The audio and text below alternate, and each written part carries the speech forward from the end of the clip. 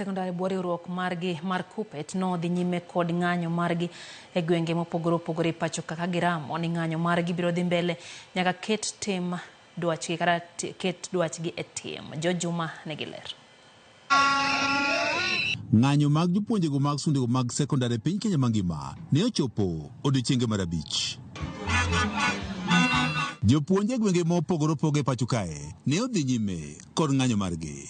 Chuny bombe ma opogore opogore ma oting'o Migori, Mombasa, Homa Bay, Bungoma kaachiel kod mamoko ne opong' kod jopuonj mane orwako lewni maratong' men mano marwakno mar jopuonj ma ong'ere kaka KUPPET.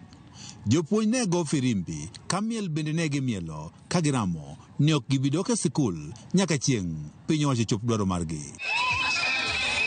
E chuny boma ma Migori, jopuonj riwruok margi mar KUPPET ka otele kod jagoro margi Samuel Orwa kod jakom margi Henry Otunga ne wanegi ikore matwa kod piny owacho. Kata kamano, dwaro margi to bende nyaka koro chopi.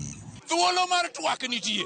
Kendo wawacho ne National Executive Board motelne ga kelo Missouri ni wuo gi ng'ata ma wuoyo kodi wuoyo to wuo to gimwadwa winjo ni gichopo chike kaka wadwaro no ka gitimo kawuono sawa ka onge to pod wan mana ka gik mane wachikore kodgi ma giwacho gi weche mang'eny gi kisugu mang'eny ka koro kweda winjo wadwaro action mondo timgi sani kawuono wadwani mondo sirikal ochop gik mane wacho te threats manono mwawinjo go ok wabichike itwa osiep ng'enyo man go kawuono ok en mar jopuonj masani en nyaka makiny nyaka morucha nyaka mabiro biro tijwa ni en tich ma sirikal ochayo mogik wasebedo ko wawacho weche mang'eny ndalo mang'eny to jogi okchikitgi.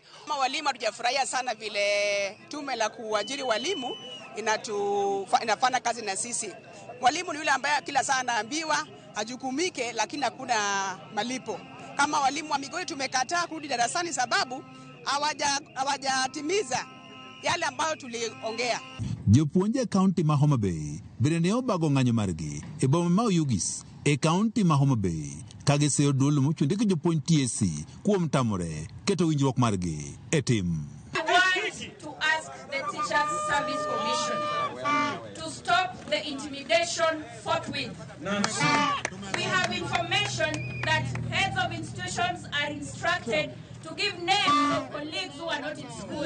Wawacho ni sirikal mar Kenya onego okwawa ng'uono. Nikech kasa mano waling to wagiso gini mondo implement the second phase of the CBA inagiling. Koro bedo ni na ok implement CBA no, don't be over the strike. That we are not going back to class until our demands are heard and addressed. Our demands are very easy. No one is going to intimidate us through court orders. No one is going to kidnap our executive secretary. No one is going to force us back to students when we are stressed. Kaunti ma Mombasa kaachiel kod Bungoma bende jopuonj mag skundego mag sekondar bende ne odhi nyime kod ng'anyo margi ka gichiwo seyo ne duol mochunde gi jopuonj Teachers Service Commission. Miwa pesa maber waber jotich serikal kwa wuotho to wan bende wan mana jok man gi nyadhi ma ji oluore pap gi e gweng. Our demands remain: 1. Confirmation of 46,000 interns. 2. Promotion of teachers 130,000. Giramo ne dwaro margi nyaka chopie kod piny owacho. George Juma, Ramogi TV.